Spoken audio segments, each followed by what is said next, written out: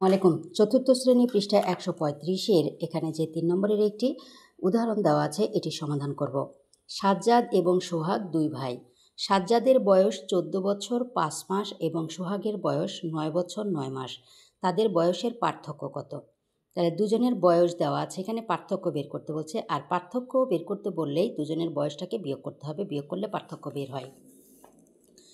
এখন এখানে যেহেতু বছর এবং মাস দেওয়া আছে 14 বছর 5 মাস, তাহলে আমরা প্রথমে আগে বছর এবং মাস লিখে সাজ্জাদের বয়স দেওয়া আছে, বছরের নিচে বছর লিখব। সাজ্জাদের বয়স দেওয়া আছে 14 বছর আর মাসের নিচে লিখব এখানে 5 মাস, যেহেতু দেওয়া আছে 5 মাস।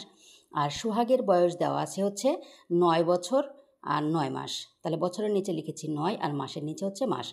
এখন যেহেতু পার্থক্য চাচ্ছে তাহলে পার্থক্য চাইলে বিয়োগ করতে হয়। আমরা বিয়োগটাকে কিভাবে করব? যেহেতু উপরের সংখ্যাটা ছোট দেওয়া আছে আর নিচের সংখ্যাটি বড় দেওয়া আছে, তাহলে উপরের সংখ্যাটাকে আমরা কিভাবে বড় করব?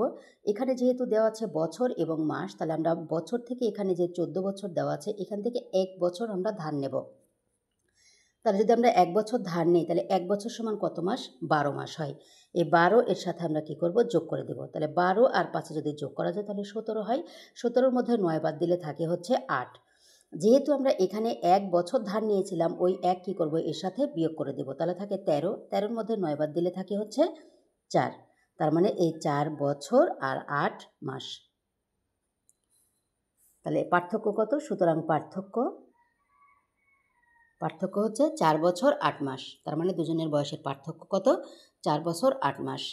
আশা করি সবাই বুঝতে পেরেছেন। ধন্যবাদ সবাইকে। আসসালামু আলাইকুম।